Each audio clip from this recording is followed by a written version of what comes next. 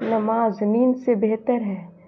رات کے بعد صبح کا آنا اس رب کی رحمتوں میں سے ایک نشانی ہے کہ اندھیرا چاہے کتنا گہرا کیوں نہ ہو، اس کے آگے روشنی ہے۔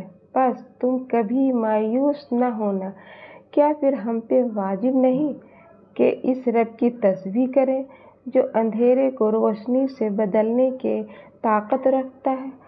اور شکر کا سب سے احسن طریقہ تو نماز ہے۔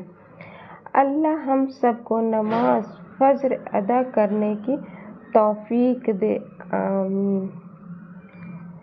کسی کا دل مت دکھاؤ، کیونکہ معافی مانگنے کے باوجود اسے دکھ ضرور رہے گا، جیسے دیوار میں لگے کیل کو نکالنے کے بعد بھی نشان رہ جاتا ہے۔